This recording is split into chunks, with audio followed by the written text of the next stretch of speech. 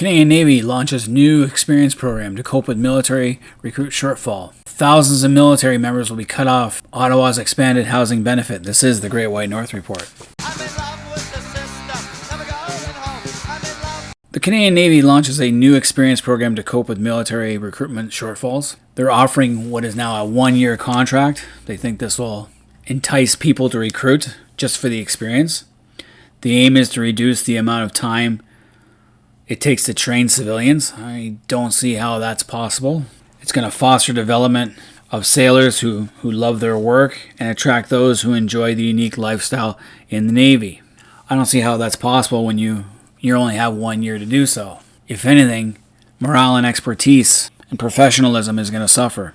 So you sign your 1-year contract, you're going to spend 8 weeks in basic training. So the first 2 months is basic training. And then you go into a specialized Navy training course, which who knows how long that takes. So you might not even get on the water until for the first 4 months. They're opening it up for 16 to 57 year olds. 16, that's underage. That means you need to get your parents' permission. But 16-year-old, they're high school. Why would you take a year off high school? I would rather have kids stay in school.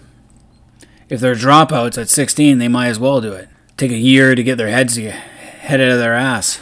That'd be okay if they have permission from their parents. They're not doing well in high school. Take a year off, go in the Navy, get some experience plus some money, get your head out of your ass, and go back to school when you're done. That makes sense to me. So after 1 year contract to serve, you get a chance to serve part-time or full-time.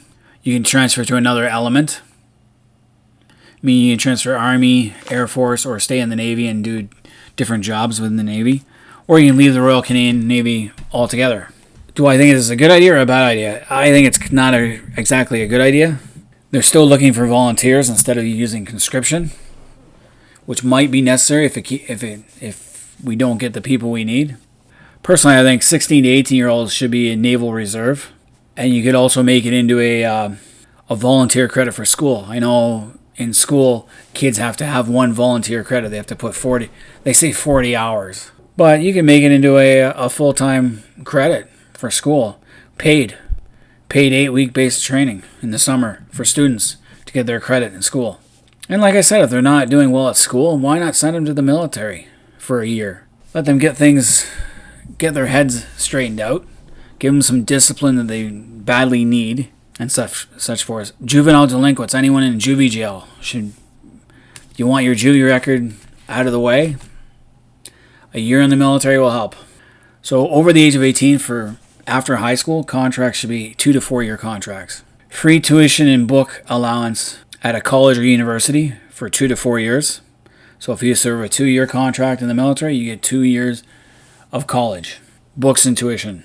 If you do a 4-year contract, 4 years. You want to do 5, there should be an option here too, a fifth year option, just like sports. Another thing would be for criminals. If you have a criminal record, a 3-year stint in the military with a good record in the military will help you expunge your record or clean your record. Unless, of course, you're a violent criminal. So you're a rapist, murderer, sex offender, pedophilia, things like that. Any kind of hard crime, no. But if you have just shoplifting, petty theft, anything you've been charged for that's a small time, 3-year military service and you clear your record.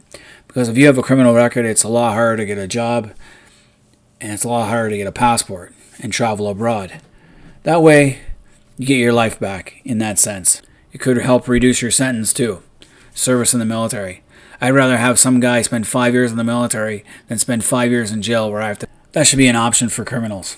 Also, they're offering it to permanent residents now. So if you're a permanent resident, you can join the military. Now, permanent residences doesn't mean they're Canadian.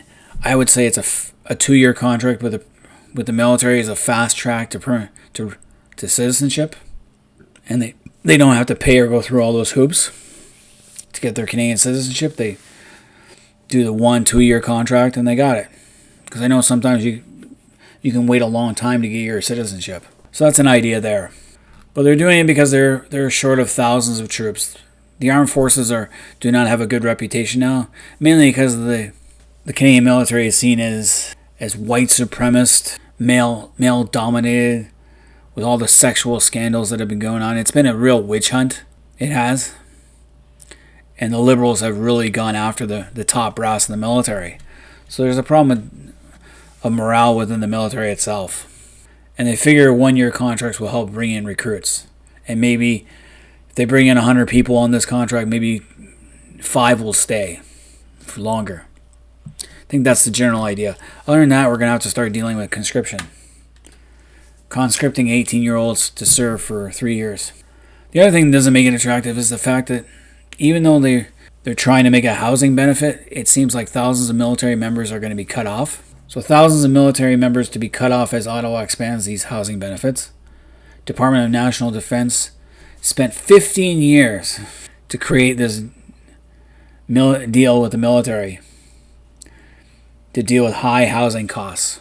15 years, that's a long time, according to this article. And there's going to be housing in dozens of additional sites in Canada, but some 7,700 military members will be cut off, which isn't cool. And they're going to be cut off the monthly housing allowance, or it's going to be lower. And that's not something I want to see. So some will receive less than before, and it's a new taxable benefit policy. Taxable. I don't like the idea of taxable. If you serve in the Canadian military, it should be tax exempt. Any benefits you get, any pay you get, tax exempt. Especially if you're in the regular forces and you're getting shot at. You have a potential to be shot at. You serve in the military, you don't pay income tax. You don't pay any taxes. Especially for low to mid-level military personnel. They should not be paying taxes. I'm okay with that. So according to this article, a member in Vancouver can receive $600 to $2,500 per month as part of their rent or mortgage, depending where you live in Vancouver and how much it is. So I don't know where you can rent for $600 a month in Vancouver, or even $2,500 a month in Vancouver, but I guess it's possible. In Comox, they're telling military members to go to the charity Habitat for Humanity. That doesn't sound right. The military should not be begging. The military should be supplied by the government. It is part of the government. Camp Borden, there's a housing shortage around the Camp Borden area, and military families are actually doubling up and sharing houses. That's not cool either. You know, after World War II, there was a huge boom in housing here. The government stepped in and created affordable housing for all veterans. Any city here, you go here, London, St. Thomas, Toronto, you can see the old military housing. It wasn't pretty by any chance, but it was housing. So I think the housing benefit should be for all military personnel, and it should be based on what the current market is. But the article said that if you've been 7 years in the same location, then you don't need the housing benefit anymore. Well, as long as you serve in the military, you should get a housing benefit. It's part and parcel of service to the government. This is a different kind of service to government. This is where you can get sent somewhere and get shot at, or you're the first person to get shot at. So like I said, service in the military servicemen should be tax exempt. They should get housing benefits and allowances that reflect where they are living. It's time we step up and do more for the military. You make it more attractive that way for people to want to become part of the military. Any Canadians out there, let me know what you guys think. Is this approach being done by the Navy the right idea? A 1-year contract to get recruits? And should the Canadian military get more housing benefits as well as tax exemptions? Let me know what you guys think in the comments section. Hit the like button, subscribe if you're new to the channel. Until next time, this has been the Great White North Report.